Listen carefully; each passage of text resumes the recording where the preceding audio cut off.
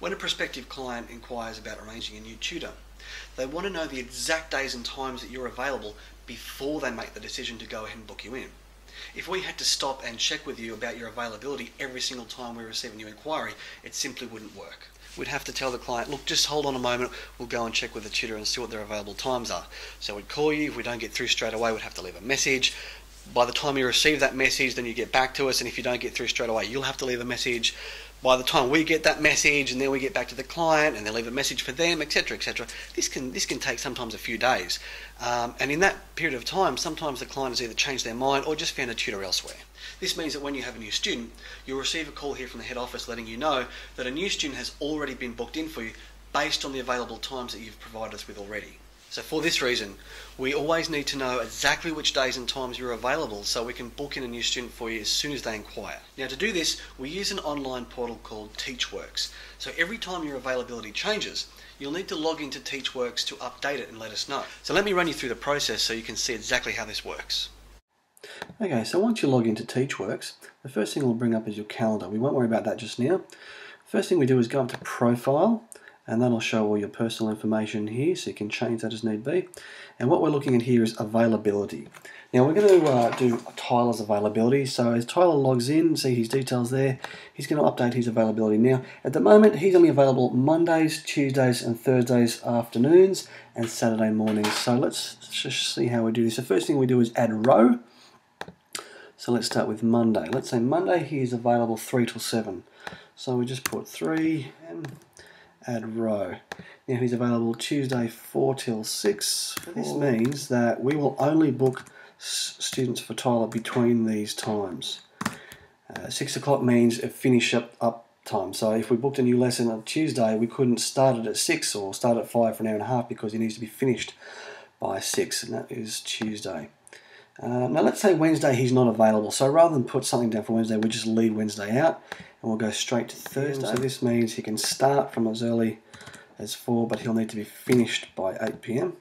And he's not available Friday, so we won't worry about Friday or Sunday. And let's say for Saturday he's available, typical time would be 9 o'clock in the morning. We don't get a lot of requests on weekends because typically people want to reserve their weekend for family time. Let's say 3 PM. Not a lot of tutors feel like working after that time on a Saturday. Okay, so look, that now is complete. That's Tyler's availability. So based on that, if we get a new client here that makes an inquiry about Tyler, we can book him in for a lesson based on that time. Then we just go down to the bottom and click submit. Now in this case, see, that's Tyler's availability. Tyler has just received a new client, so if we look at his calendar, we've just booked in a new client for Tyler to start on Thursday at 5 o'clock. So that's what his calendar looks like now. We've got a new student called James Jones, Friday at 5 o'clock.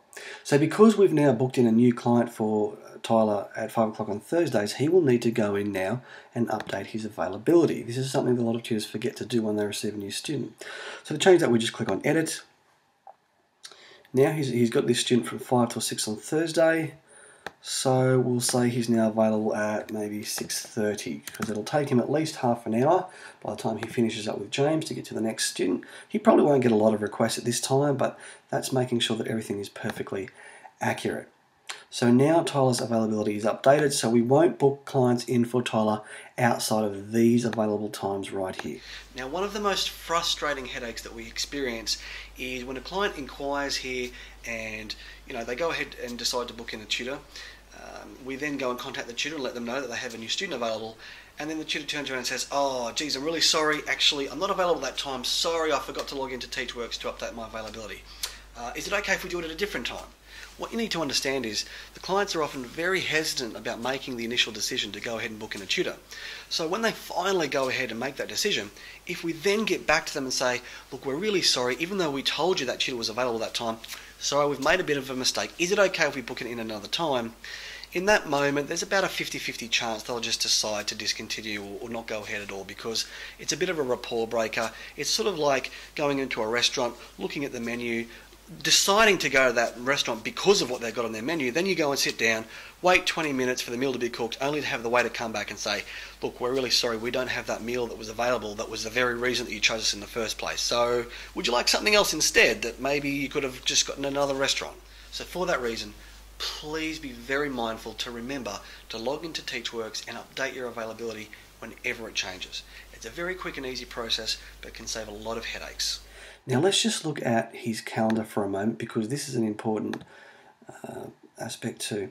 So at the end of each lesson, or actually before the end of the week, so by the end of Saturday, we need to know which lessons Tyler has done. Now this is very simple because he's only got the one student at the moment. So what he'll do, if that lesson did not go ahead, he would just click on there and click delete to remove it. But after this lesson goes ahead, at the end of the week, to let us know here at the office that that lesson was completed, he clicks on complete, and then he goes down here and changes schedule to attended.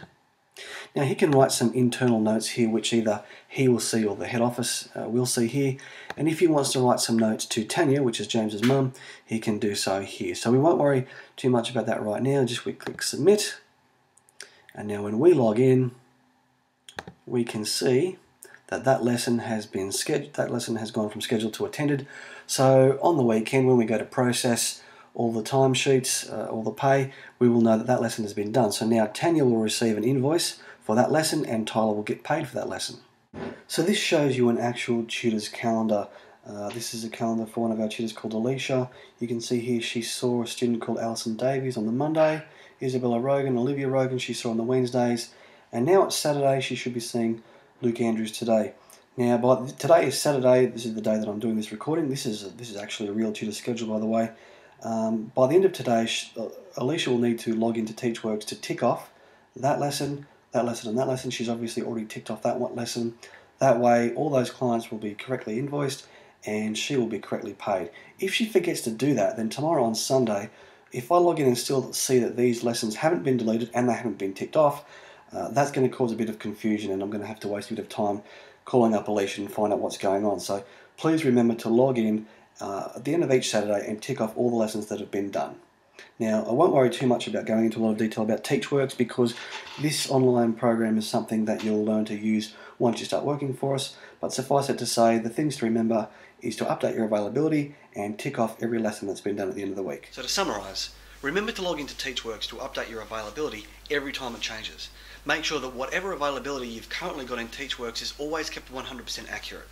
Failure to remember to do this is one of the biggest causes of headaches and frustrations we experience here at the head office. Remember also that by the end of each Saturday, you need to have logged into Teachworks to tick off every single lesson that you've attended that week and delete any lesson that you haven't attended.